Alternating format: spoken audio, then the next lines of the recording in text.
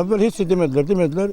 Belə yiyəsizcəsin, axırda belə çıxdı gör bizim gəlinimiz qalıb orada, hazır vəziyyətdə, ölü vəziyyətində. Vəssalam. Heç bir boşluq da yoxdur orada. Heç şikəsi yoxdur. Milis də onun şahididir. Yoxdur, oturup qaçıb. Vəssalam. Bu xəstəxanada başa düşüm, neçənci dəfələr mənim bir nəvəm də rol verilən ölüb, şəhət eləməmişəm keçib. Neçənci dəfələrdə bunu şöbə müdürə zəng edirsən, ay vermir. Telefonu söndürür. Şəhətçidir burada bizdən şəhətçi. Gəl heç olmazsa bir çıx bura deyilən ki, günahımız var.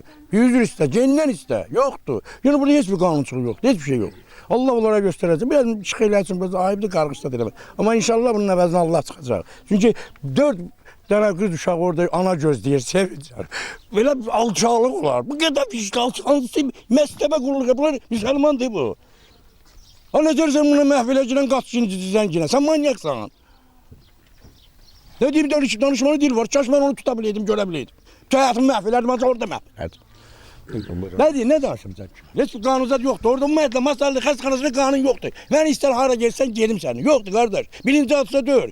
Orada 50 dəfə hadisə olub götürüb onu verir şöbə müdürü. Niye verirsən bunu şöbə müdürü? Bunun üstüne 50 dənə qabur bir kətdən bu qonşulardan 15 dənə uşaq olub. Götürürsən sən bu qadını şöbənin müdürü verirsən. Ölen mi öldürür de adam öldürür götürür müdür verir. Öldürür götürür müdür verir. Çağır burada yaşayır da bu insan benim evimden biraz uzakta. Çağır ha tahmin, ay həkim. Gel cevap ver. Sen dəfələrlə uşaq öldürübsən mahalleden. Hele bu mahalleden. Benim bir nəvəm öldürübsən. Seni ne terfezeden orada koyurlar cünə təzədən sen şöbənin müdürü olursan. Bu hansı ədalətə girir? 23.04.2025-ci il tarixində saat 00:05 radələrində 1989-cu il təvəllüdlü şəxs 40 həftə 3 günlük hamiləliklə Masallar Mərkəzi Xəstəxanasına daxil olmuşdur.